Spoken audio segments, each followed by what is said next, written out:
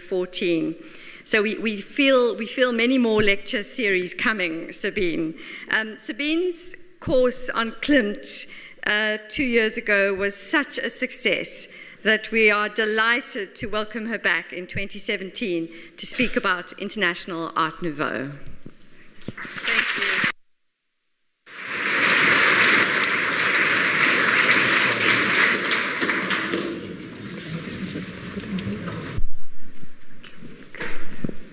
Good evening, everyone. It's a great pleasure for me to be back, and I'm delighted to see familiar faces in the audience as well as new faces.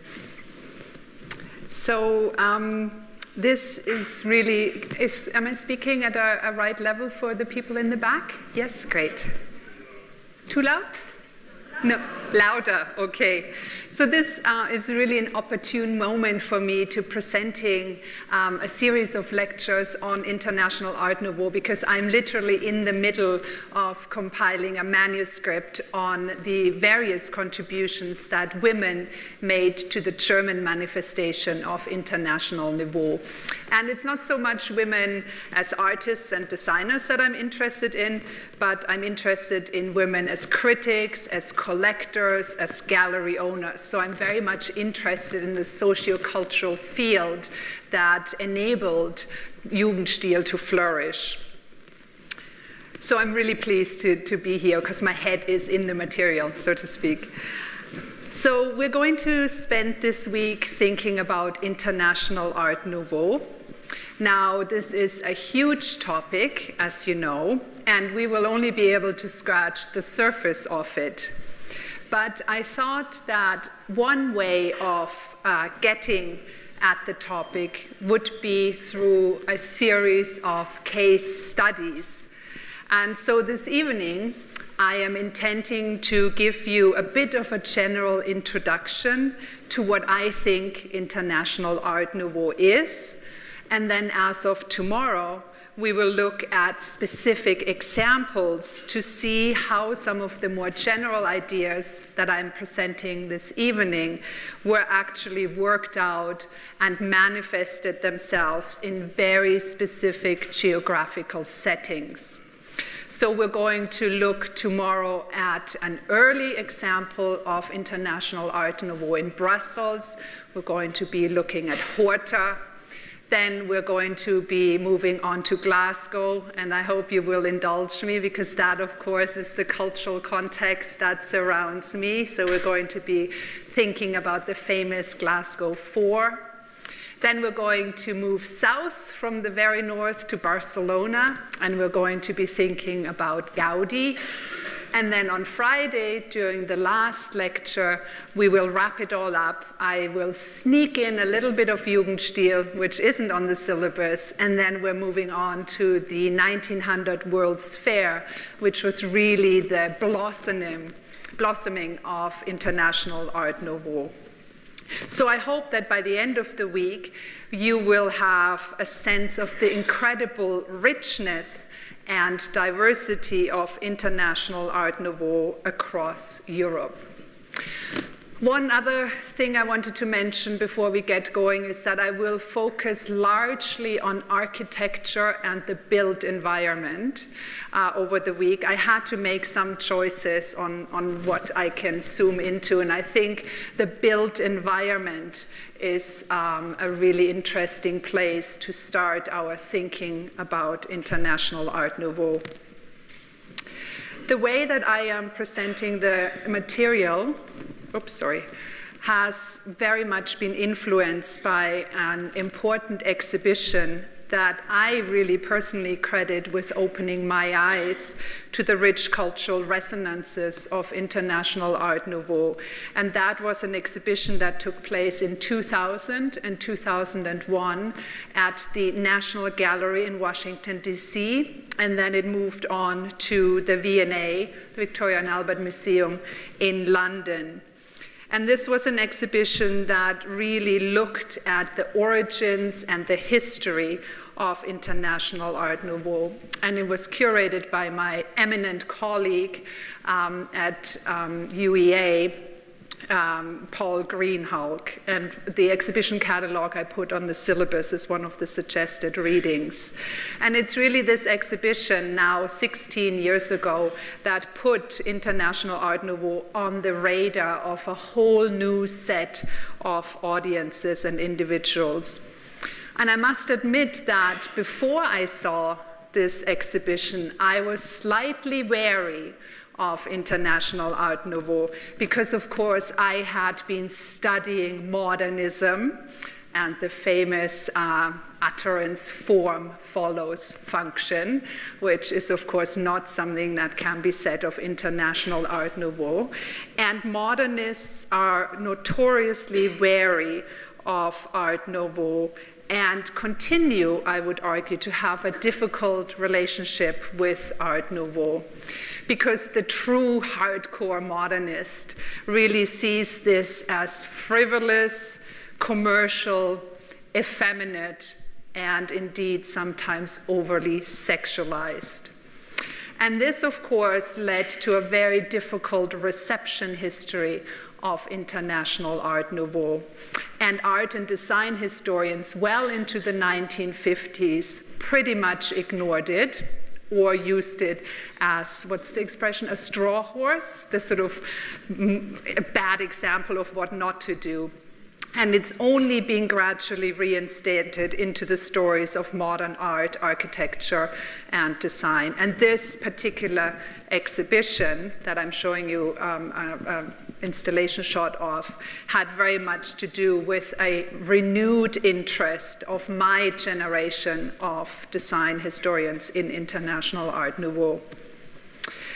So when we hear the term International Art Nouveau, and again, you will grow tired of me calling it International Art Nouveau, and I call it International Art Nouveau with a capital I rather than a small I, because I feel that if you only call it Art Nouveau, it's reduced to a French phenomenon only.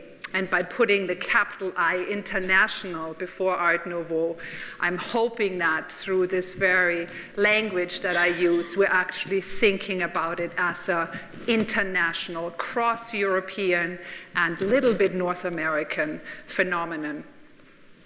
But when we hear this term, we immediately conjure images of architecture, design, fashion, and the graphic arts that embrace the dynamic forces of nature and organic form.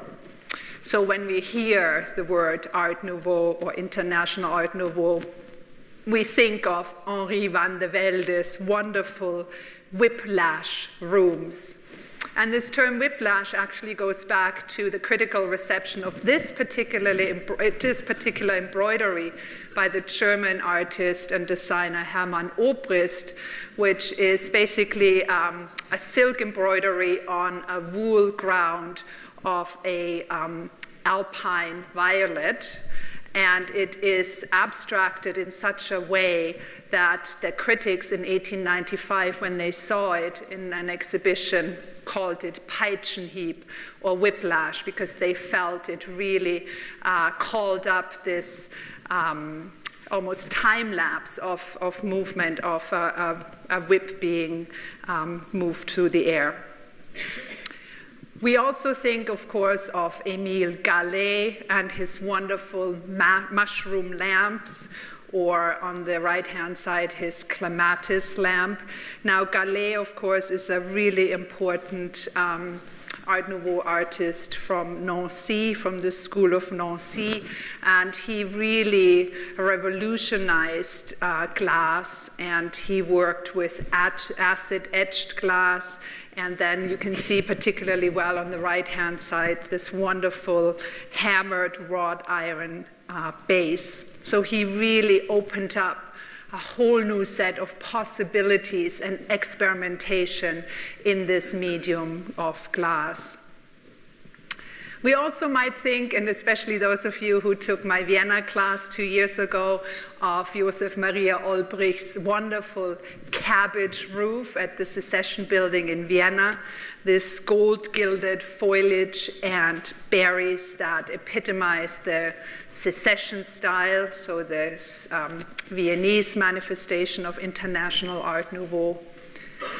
Or we might think of Alphonse Mucha's very many sensuous poster designs, and here's just one of them, Times of the Day from 1899. And here each of the women really encompasses a mood that is reflected in the kinds of floral motifs that Mucha used. And finally, we of course think of Hector Guimard's wonderful and still in use Paris metro stations that he custom designed for the 1900 World's Fair. So I would certainly say that we're quite comfortable with sort of knowing what international Art Nouveau might have looked like. But I would like to spend this week now with you to locate the style historically. So rather than worrying about this question whether or not Art Nouveau was a style or a movement which has occupied art historians for decades, I'm more interested in, first of all, uncovering some of the origins of international Art Nouveau as a modern style. What made this new? What made this modern is the questions I would like to ask. Secondly, I would like us to think about some of the aims and the goals of the practitioners, of the makers of Art Nouveau spaces and objects. And thirdly, I'm hoping to offer you some insight into the critical reception of international Art Nouveau. So how did historical actors, how did contemporaries of this style, be they patrons, be they critics, be they exhibition visitors, collectors, consumers, how did they engage with this style? What did they think about it? How did they support it or not? So you can see in the way that I'm thinking about international Art Nouveau, I'm sort of proposing it to be both a style, because it has very specific criteria of form. It looks a very specific way, but it's also a movement, because this style, this form, manifested itself across all of Europe. So there was an international dimension to it. And international Art Nouveau, I want to stress, emerged really during an incredibly dynamic but also deeply fraught historical moment or time period, namely the 1890s. This is, and again, those of you who took my Viennese class, this is the fin de siècle, this is the Jahrhundertwende, this is the Belle Époque, the turn of the century. And for some historical actors, for some individuals living during this time period, these were incredibly heady days. It was exciting, there was lots of change and new beginnings on the horizon. And for others, it was a deeply pessimistic period, a coming to the end of an era and of a way of life that really had navigated European society for centuries. So the 1890s are this really vexing moment where these two impulses are kind of pushing up against one another. No matter where one stood, though, on this spectrum, embracing the new century, new beginnings, overthrowing of the old, or crying for the good old times, no matter where you stood on this spectrum, it all did come crashing down, of course, with the caesura of the First World War in 1914. So just to build a bit of a context, and this is probably a context that you're well familiar with, but what made the 1890s such a fertile historical ground for the kind of stylistic innovation that was characterizing international Art Nouveau? And of course, the 19th century as a whole was a time period that was full of change. We had, of course, industrialization accompanied by urbanization, starting with the Industrial Revolution in Britain and so that was the sort of first instance of this urbanization, and then spreading across Europe, so to speak, and ending up really in Germany in the 1870s. Germany was late to industrialization, but its industrialization was very accelerated. And this industrial revolution and the move of large populations from the country to the city really unsettled the social fabric. And we have one artistic response to this, for example, in Jean-Baptiste Lepage's romanticizing of rural life. Here we have The Love Story in the Village from 1882. Now this is a regressive and a progressive painting, because on the one hand, it as I said, romanticizes rural life. It doesn't really speak about the harsh realities of being a farmer or a peasant in an industrial nation. So it romanticizes it, but it's progressive because it's so naturalistic. Each plant is recognizable. He really was part of this naturalism movement, which made him progressive. Another really important change, of course, in the 19th century was technological and scientific progress. So the whole speed of life, the conveniences of life changed radically. I'm showing you here a postcard of the Dynamo Hall at the Paris World's Fair, and then the Department for Telephone Equipment at the same fair. And of course, that completely shifted a world that people lived in. You could pick up a telephone and speak to someone in a completely different city. This was accompanied also, of course, by new modes of travel. So not only new modes of communication, new modes of travel. And I've put up this poster for the Hamburg America line because, especially in Germany, many of the Art Nouveau or the Jugendstil designers actually ended up working for these ocean liner companies and furbished interiors.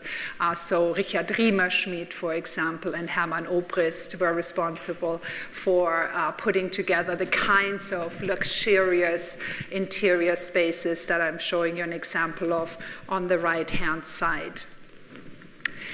19th century was also characterized by incredible medical discoveries. We have the microscope, which opens up, of course, a whole new view of disease, of bacteria, I'm showing you here just a slide of tuberculosis bacteria. We have, as a result, debates around hygiene and sanitation in these big new metropoli, these big new cities. So, for example, there was a big exposition of hygiene in Turin in Naples, in 1900. And what the microscope did for bacteria, I would argue Freud did for the human psyche. He sort of archaeologically excavated all of our childhood traumas and ruptures that then, of course, led to all kinds of neuroses. And I'm showing you here his famous couch, which is at the Freud Museum in London.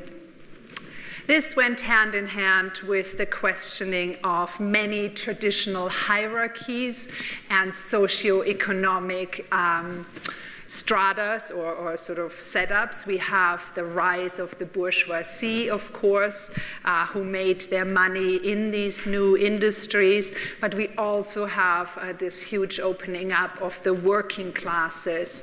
And so I'm showing you here to epitomize this idea, Karl Marx's famous publication, Das Kapital, published in 1867, and then next to that, children working in a glass factory at night time.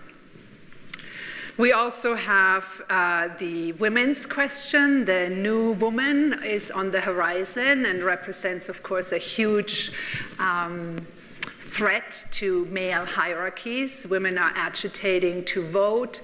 Women are agitating to be allowed to have an education in universities. And I love this advertisement on the left, the smoking woman on the bicycle. And I hope you will indulge me. I just wanted to throw up this very relevant slide. Because, of course, we are experiencing very difficult times again. So this is a picture of the Women's March on Saturday on Pennsylvania Avenue and these wonderful suffragettes. Now, I'm, of course, not suggesting that we don't have the vote as women, but I think the image speaks for itself. Same shit, different century. And so with this general questioning of traditional setups and hierarchies, we also have, of course, a rise of questioning religious values and religious power structures. We have the Theosophists, society founded by Helena Blavatsky in New York in 1875, basically an occultist philosophy that was searching for the mysteries of life and nature and how that drove the divine. But we also have these wonderful, I just absolutely love these photographs of these seances where individuals got together to communicate with the dead. And a whole genre of photography came out of that. I show you an example in the middle of these dead relatives, showing up. No manipulation of the photograph going on here at all. And so I think one of the books I put on the syllabus, which is Philip Bloom's The Vertigo Years, really talks quite extensively about this accelerated pace of life, about all of the changes that are going on. And I love the cover for this book because, of course, it's Jacques-Henri Lartique's famous photograph from 1912, where he, as a young man, had been standing at the racetrack for hours trying to capture this fast automobile, and he just gets this blurred image, and he was so disappointed with this photograph. But for us, of course, as historians, it so beautifully encompasses this speed and the blurring of the individual. And so for us, it's wonderful. But he, of course, thought he completely blew this photograph that he had set out to take. So all of these exciting but also challenging changes that happened throughout the 19th century really come to a head and accelerate during the 1890s. And the historical actors living through this time period were very much aware of these changes because, and this makes a huge difference to the discussions that we're going to be having, because of the rise of the mass media. So we have discussions in the press, we have the photograph conquering the world. So the mobility of knowledge and people is also further, what's the word I'm looking for? It's furthered by this quick dissemination through the press. So International Art Nouveau comes out of this intense cultural and socio-political activity at the end of the 19th century.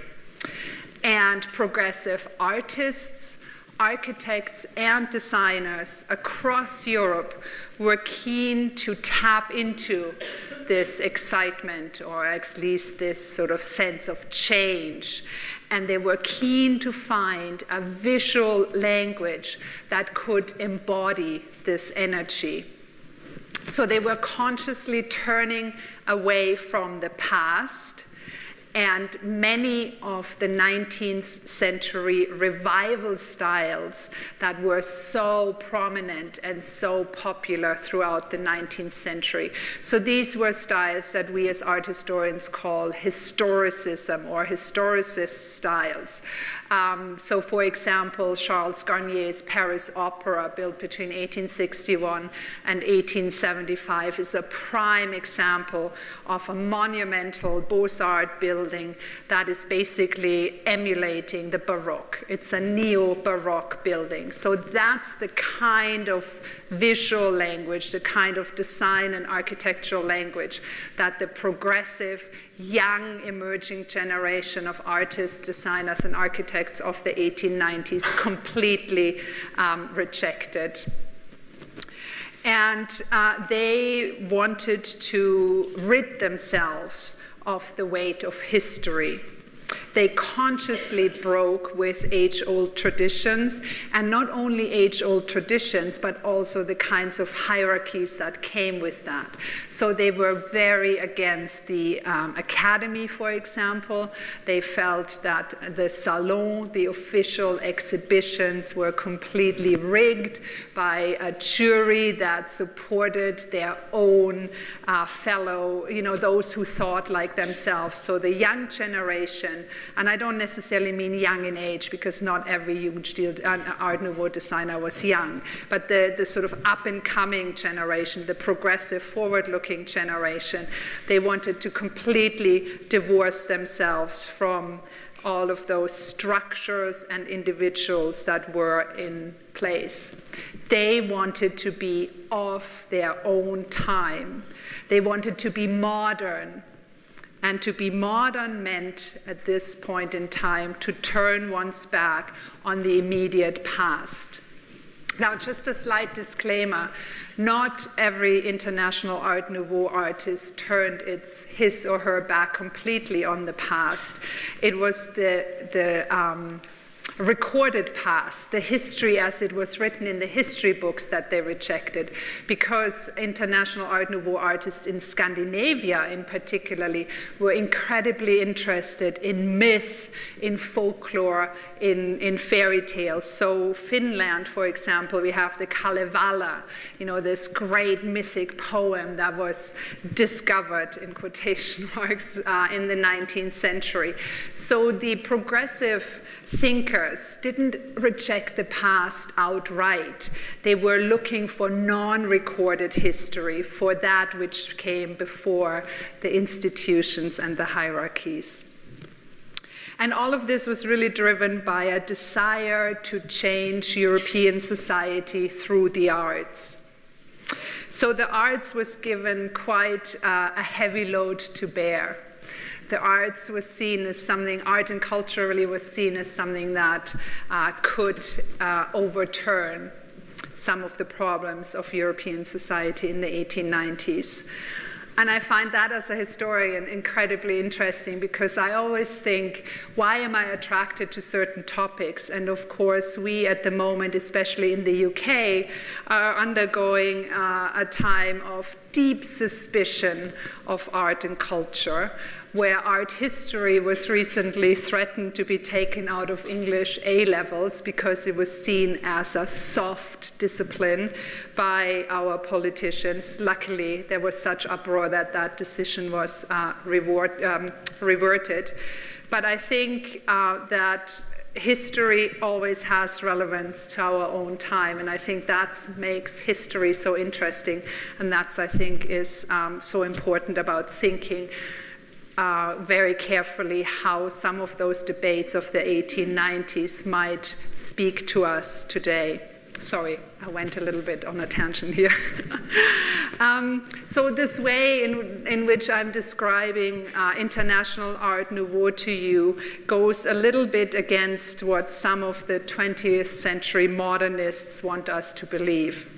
namely that International Art Nouveau was concerned with interiority, inwards turning of individuals, indulgence, both materially and psychologically, and that it was really a style that was deeply seated in the private rather than the public, that it was a style that was characterized by a quest for pleasure and decadence.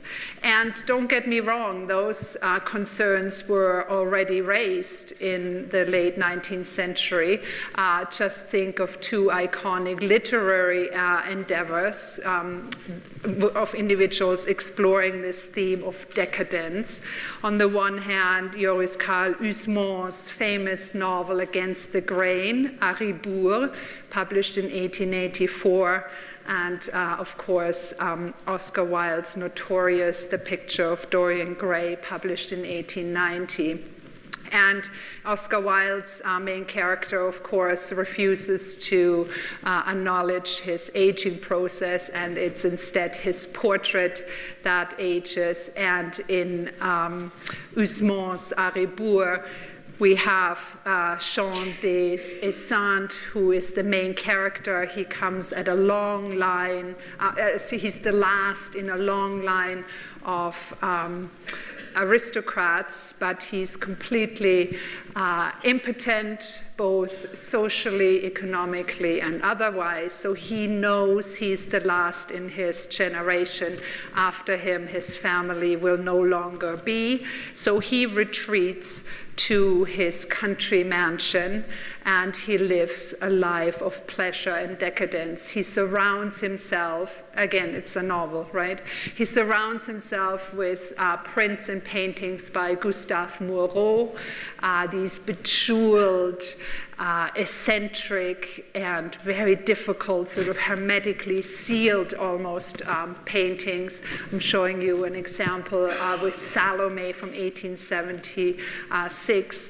And most famously, Des Esseintes, of course, and I'm sure many of you know this famous instance, he has a tortoise, a turtle, that he embellishes with precious and semi-precious stones, and he wants to watch her walk through his decadent home, but he kind of forgets that he weighs her down so much with this decoration that she can't go anywhere. And I'm showing you an illustration for À Rebours by Auguste Leroux from 1920, and there is the famous tortoise right there. So that's one criticism that's regularly leveled against International Art Nouveau. It's this moment where people were just involved in a hedonistic search for pleasure and decadence. And this very criticism didn't start in the 20th century with the modernists. It started right at the time when the Art Nouveau artists were active. Another criticism that's regularly leveled at International Art Nouveau is that it was capital-driven, so it was a commercial style of the bourgeoisie, that it was a style that was exploited by advertisement and is therefore vulgar. And so here I'm showing you just two randomly chosen examples of Art Nouveau or International Art Nouveau advertisements. Now, I'm not denying at all that there were indeed visions and articulations of International Art Nouveau as it manifested itself across a wide geographical and cultural intellectual landscape that were indeed fickle and shallow and commercial. But I would also say that this is the beauty of International Art Nouveau. And this is really what draws me to this style, namely that it was so multifaceted and such a complex phenomenon that really defies its reduction to a singular meaning or a singular moment. So in an endeavor, for example, to embrace the commercial, artists and designers working for these companies also overturned these age-old hierarchies between, for example, the fine arts, paintings exhibited at salons, and commercial graphic art. So I think you can sense that I'm very keen, or quite keen, to keep International Art Nouveau as a term quite open, so that it can accommodate a wide range of artistic visions as they spread across Europe's quite diverse geopolitical context. But I also think that definitions are important. We need to agree on a shared platform of knowledge. We need to speak the same language. And for this reason, I've just come up with this definition of International Art Nouveau as literally being a name given to a style in art, architecture, and design. And this includes, of course, decorative arts, graphic arts, furniture, fashion.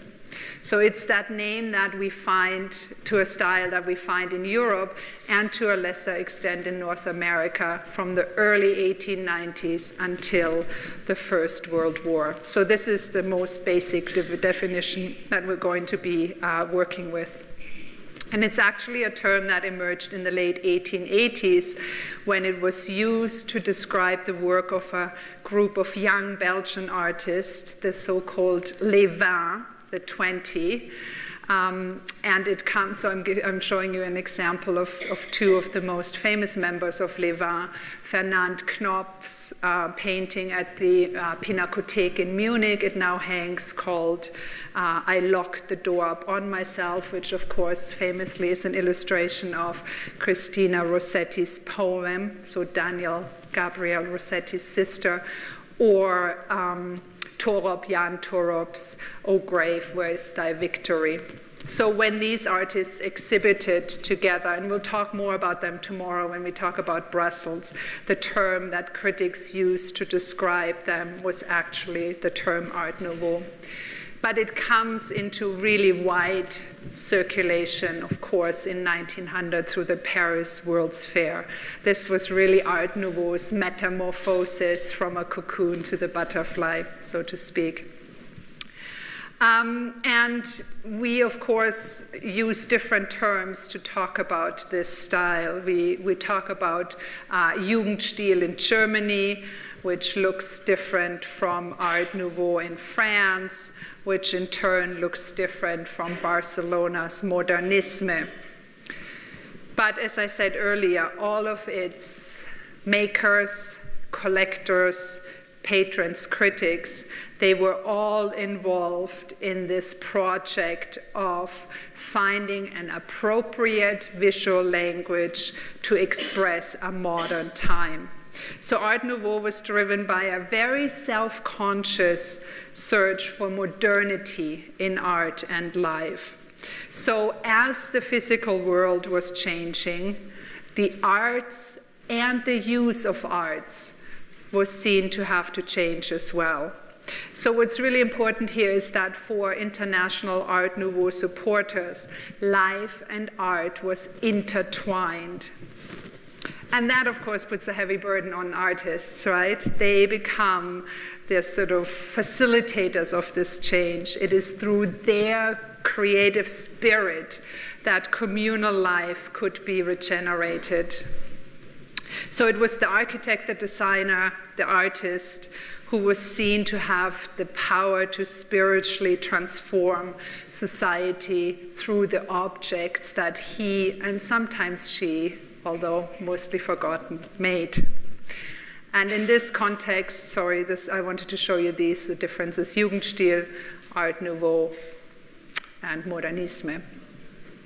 And this idea is wonderfully encompassed by Henri van de Velde's quote here, where he says in 1894, "The time has come. The idea of love will be communicated to all men. Art will return to the light in a new form." Remember, modern style for modern age. "The earth has been worked from which the new flower will rise, but we will not see this rise before the complete obliteration of the present," and I would say in brackets, the past. So what's really interesting about this rhetoric, though, this sort of way of speaking about it, is that it doesn't really give very clear instruction as to what this new art should actually look like. And I think this is in part why there was such a great stylistic diversity within international Art Nouveau across Europe. So progressive artists, designers, and architects all responded to this call for the new, but they did so in different ways. And we'll explore these different ways in the next couple of lectures. But I certainly don't want to convey the impression that within international Art Nouveau, anything went, as long as the mandatory requirement that modern objects must look modern was met. So while I'm on the one hand arguing that there was this great stylistic diversity, there were certain important guiding principles that artists, architects, and designers followed. And there were also certain specific sources and inspirations that they drew on. And I will close my lecture this evening by briefly discussing these now in a sort of general sense, but we will return to them more specifically in the course of the next couple of evenings when we look at specific instantiations of this. First of all, supporters of international Art Nouveau across Europe were deeply indebted and influenced by the socially progressive writings and practices of William Morris and the British arts and crafts movement. Now, this is particularly fascinating when we are aware of the historical fact that international Art Nouveau itself had virtually no tracking at all in England and Wales, Scotland being the exception. In England and Wales, critics were very quick to disassociate themselves with this effeminate continental French movement and style. So they didn't want anything to do with it, but the international Art Nouveau artists were deeply, deeply influenced by British art and design philosophies. Unfortunately, I can't go into arts and crafts movement here. We could do a whole summer school on it. But I would say that international Art Nouveau architects and designers were particularly interested in Morris's workshop system and in Morris's revival of craftsmanship, of medieval craftsmanship, of age-old and by the mid-19th century largely forgotten craft practices. So it's the revaluation of craft values in a time of industrial mass production that many of the continental international Art Nouveau artists took from Morris, but also, of course, from John Ruskin's fascinating writings on the relationship between art, society, and labor. They were also incredibly interested, of course, in the Arts and Crafts Exhibition Society's events. The Arts and Crafts Exhibition Society was founded in 1888, held regular exhibitions in London, and actually went to international exhibitions like the 1902 Turin exhibition to showcase the designers and architects involved with the Arts and Crafts Exhibition Society. And Walter Crane famously was its first president. The continental artists and designers were also, as I said, fascinated by Morris's workshop system, where he revived these medieval guild-like setups, and we've talked about that, of course, in relation to Vienna. For those of you who took my Vienna class, the Wiener Werkstätte was very much a similar idea. And I'm showing you here the famous Merton Abbey Mills, which was a textile mill that Morris purchased in 1881 and turned into a printing mill. It had been Huguenot silk weaver's place since the early 18th century, so he didn't completely set it up from scratch. The infrastructure was very much in place. And the continental artists and designers were very much interested in the kind of artistic collaboration that went on between William Morris, Edward Burne-Jones, Rossetti. And I'm here, of course, showing you William Morris and Jane Morris's home, designed by Morris and Philip Webb, Red House in Bexley Heath, just outside southeast London. Completed in 1859, but they only lived there until 1865. And on the right-hand side, I'm showing you this wonderful drawing room settle and the murals by Burne-Jones. So this kind of communal living, this artistic collaboration in close proximity. What had less impact was Morris's quite radical socialism. So the desire to make good design available to the masses remained largely unrealized, and International Art Nouveau really was an elitist, if you want to use that judgmental kind of term, style. The second important inspiration that I wanted to briefly mention is, of course, the total work of art, the Gesamtkunstwerk, Richard Wagner's synthesis, in his case, opera, of poetry, music, and the visual arts into an ensemble, into an aesthetic whole. And he realized that probably most fully in his Ring of the Nibelung, which he actually worked on between 1848 and 1874. So he worked on the Ring for 26 years. And I'm showing you here a set design of the first Bayreuth Festspielhaus staging of Wagner's Rheingold from the Ring des Nibelungen in 1876.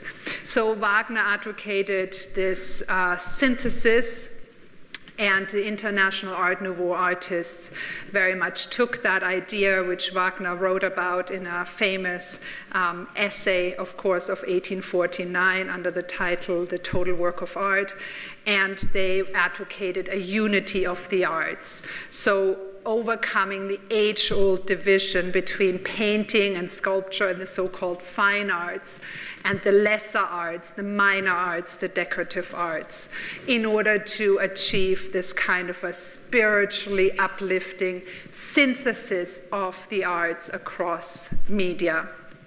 And we'll talk about that when we talk about Mackintosh's wonderful Hill House.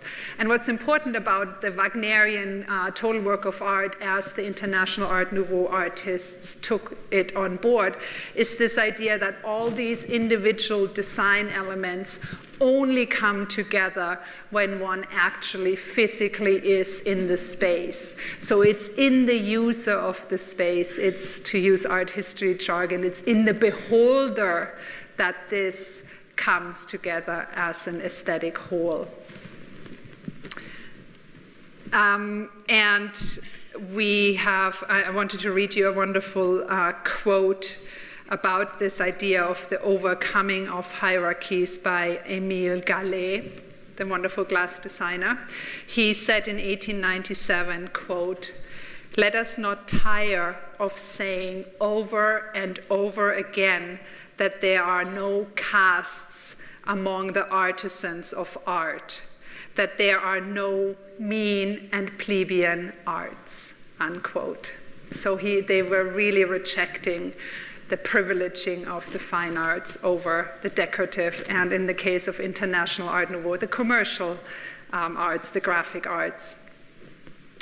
Another influence, of course, and I deeply regret that I wasn't here last week, because we had a summer school 3-day lecture series on Chaponisme. So for those of you who attended those lectures, you are very well set up. I'm just going to briefly mention it. We have, for the International Art Nouveau artists, they were hugely influenced by the kinds of objects and the kinds of artworks that started to come into the European art market in the second part of the 19th century. As you know, Japan was a closed country since the 1640s.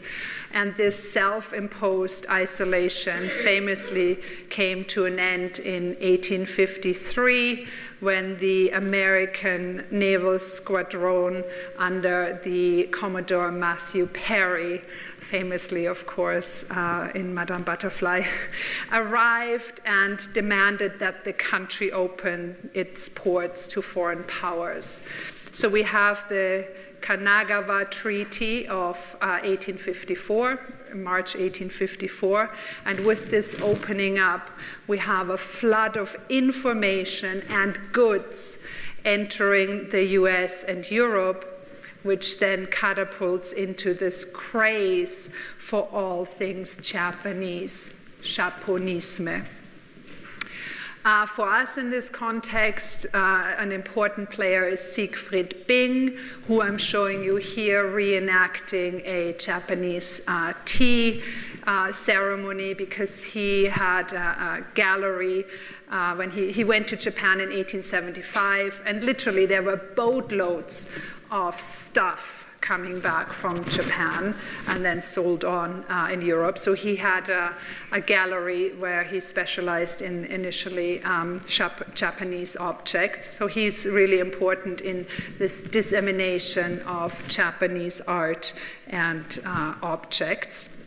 But we, of course, also have the World's Fairs. And so we have a Japanese pavilion, both Chinese and Japanese pavilion, actually, at the 1867 World's Fair. So we have a great interest in all things Japanese. We have, of course, ethnographic expeditions into Japan and these portfolios of photographs. For example, this whole series of hand-colored photographs coming back, and people are just really fascinated by Japan. The last inspiration and influence that's really important, and this is what I will close with, is what I call, and what other art historians, particularly Greenhalgh, called the cult of nature. So in the late 19th century, there is a real interest in the natural world and in organic form produced by the natural world. And that had a crucial impact for the development of international Art Nouveau's architectural and design language. So in their effort to move away from historicism, from this revival of historical styles, progressive designers, architects embraced instead the sinuous lines and the whiplash forms from botanical studies by individuals such as, for example, the German zoologist Ernst Heinrich Haeckel. And I'll show you this wonderful photograph of him. He's the individual on the left-hand side in the photograph getting ready to go on an expedition to the Canary Islands. And Haeckel, again, there's so much to say about Haeckel, but he published this really important book called Kunstformen der Natur, so art forms of nature. And here's an example of the kinds of illustrations that were in this book. And that was, of course, hugely influential it was literally like a portfolio that individuals would consult. And just as an aside, Haeckel was also really important in Germany as a defender and early advocate of Darwin, evolution, and the theory of heredity. He was also really involved in monism, which again I think epitomizes in such a lovely way the move away from traditional religion and philosophy, because monism basically was a worldview that negated the kind of duality that had so long ruled, the duality of mind and matter, of the world and God. And the monists really believed that there was only one world, that everything was interconnected, and this interconnection really was activated or came through the mind. So there's only one substance, and that is the reality as we perceive it through our minds. But that's just an aside. Another important aspect, of course, of this time period is, again, with the rise of mass media, cheaply available illustrated publications, this knowledge about nature and about evolution about botany, about biology, became quickly available to large readerships and audiences.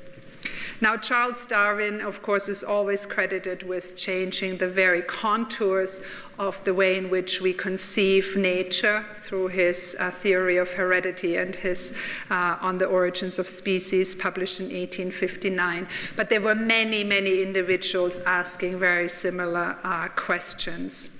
And I just wanted to show you this wonderful sculpture by the German Hugo Reinhold. Again, it is a chimpanzee holding a human skull in his right hand, and like Rodin's thinker, cradling his chin with his left hand. And you can see he's literally sitting on Darwin, right here on Darwin's publication. And here is an open manuscript, and that's really interesting. It's a manuscript with a partial inscription from Genesis at the moment when the serpent was enticing Eve to eat from the tree of knowledge. And the full inscription goes, "And you shall be as God, comma, knowing good and evil." But here the second part, knowing good and evil, was left away. It's only the Latin eritis sictu Deus. Pardon my horrible Latin pronunciation. So on the one hand, the sculpture really embraces evolution, embraces Darwin, but it also cautions us that we mustn't forget about morality in our embrace of scientific knowledge.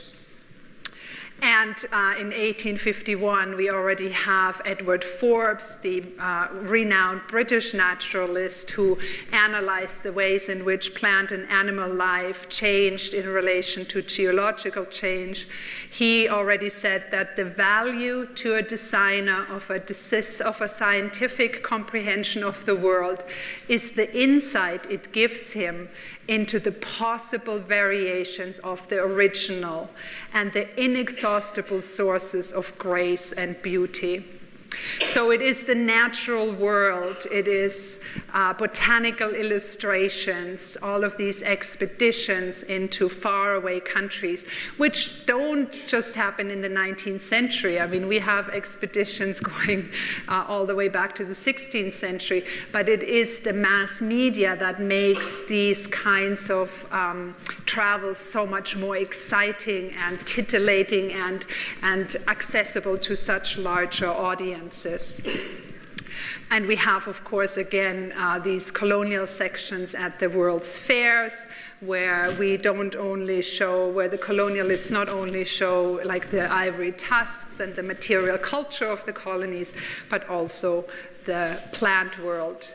And the last image I wanted to show you is, of course, this interest in importing exotic plants. So the palm house at Kew Gardens, built between 1844 and 48 by the architect Decimus Barton with Richard Turner, an iron founder. So technology, again, enabling this glass and iron structure.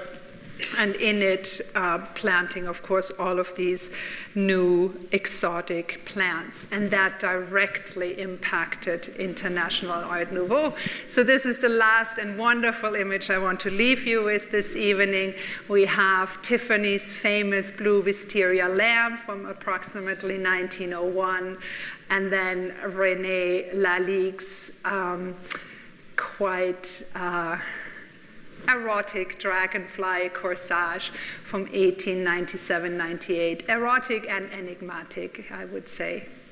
So I look forward to seeing you tomorrow when we go into our first study of Brussels and Horta, and have a nice evening. Thank you. The surface of it. But I thought that one way of getting at the topic would be through a series of case studies. And so this evening, I am intending to give you a bit of a general introduction to what I think International Art Nouveau is. And then as of tomorrow, we will look at specific examples to see how some of the more general ideas that I'm presenting this evening were actually worked out and manifested themselves in very specific geographical settings. So we're going to look tomorrow at an early example of International Art Nouveau in Brussels. We're going to be looking at Horta. Then we're going to be moving on to Glasgow, and I hope you will indulge me because that, of course, is the cultural context that surrounds me. So we're going to be thinking about the famous Glasgow 4. Then we're going to move south from the very north to Barcelona, and we're going to be thinking about Gaudi. And then on Friday, during the last lecture, we will wrap it all up. I will sneak in a little bit of Jugendstil, which isn't on the syllabus, and then we're moving on to the 1900 World's Fair, which was really the blossoming of International Art Nouveau. So I hope that by the end of the week, you will have a sense of the incredible richness and diversity of International Art Nouveau across Europe. One other thing I wanted to mention before we get going: international, cross-European, and a little bit North American phenomenon. But when we hear this term, we immediately conjure images of architecture, design, fashion, and the graphic arts that embrace the dynamic forces of nature and organic form. So when we hear the word Art Nouveau or International Art Nouveau, we think of Henri van de Velde's wonderful whiplash rooms. And this term whiplash actually goes back to the critical reception of this particular embroidery by the German artist and designer Hermann Obrist, which is basically a silk embroidery on a wool ground of a alpine violet. And it is abstracted in such a way that the critics in 1895, when they saw it in an exhibition, called it Peitschenhieb or whiplash, because they felt it really called up this almost time lapse of movement of a whip being moved through the air. We also think, of course, of Émile Gallet and his wonderful mushroom lamps, or on the right-hand side, his clematis lamp. Now, Gallet, of course, is a really important Art Nouveau artist from Nancy, from the school of Nancy, and he really revolutionized glass, and he worked with acid-etched glass. And then you can see that I will focus largely on architecture and the built environment over the week. I had to make some choices on what I can zoom into, and I think the built environment is a really interesting place to start our thinking about International Art Nouveau. The way that I am presenting the material, has very much been influenced by an important exhibition that I really personally credit with opening my eyes to the rich cultural resonances of International Art Nouveau. And that was an exhibition that took place in 2000 and 2001 at the National Gallery in Washington, D.C. And then it moved on to the V&A, the Victoria and Albert Museum in London.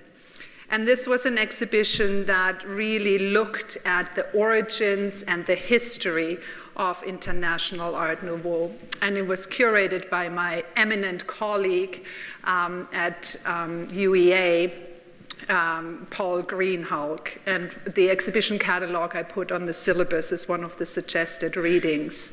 And it's really this exhibition now 16 years ago that put International Art Nouveau on the radar of a whole new set of audiences and individuals.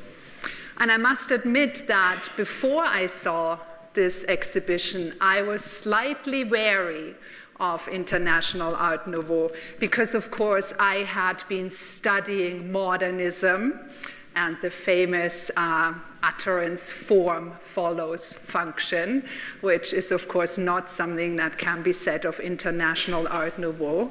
And modernists are notoriously wary of Art Nouveau and continue, I would argue, to have a difficult relationship with Art Nouveau, because the true hardcore modernist really sees this as frivolous, commercial, effeminate, and indeed sometimes overly sexualized. And this, of course, led to a very difficult reception history of International Art Nouveau. And art and design historians well into the 1950s pretty much ignored it or used it as, what's the expression, a straw horse, the sort of a bad example of what not to do. And it's only being gradually reinstated into the stories of modern art, architecture, and design. And this particular exhibition that I'm showing you an installation shot of had very much to do with a renewed interest of my generation of design historians in International Art Nouveau. So when we hear the term International Art Nouveau, and again, you will grow tired of me calling it International Art Nouveau, and I call it International Art Nouveau with a capital I rather than a small I, because I feel that if you only call it Art Nouveau, it's reduced to a French phenomenon only. And by putting the capital I, International, before Art Nouveau, I'm hoping that through this very language that I use, we're actually thinking about it as a in 14. So we feel many more lecture series coming, Sabine. Sabine's course on Klimt 2 years ago was such a success that we are delighted to welcome her back in 2017 to speak about International Art Nouveau. Thank you.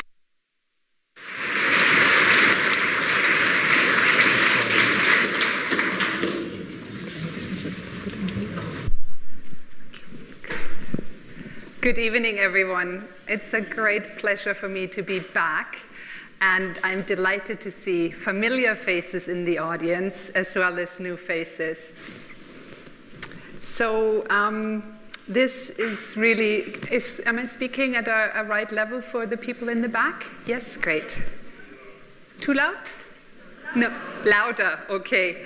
So this is really an opportune moment for me to presenting a series of lectures on International Art Nouveau, because I'm literally in the middle of compiling a manuscript on the various contributions that women made to the German manifestation of International Nouveau. And it's not so much women as artists and designers that I'm interested in, but I'm interested in women as critics, as collectors, as gallery owners. So I'm very much interested in the socio-cultural field that enabled Jugendstil to flourish. So I'm really pleased to be here because my head is in the material, so to speak. So we're going to spend this week thinking about International Art Nouveau. Now, this is a huge topic, as you know, and we will only be able to scratch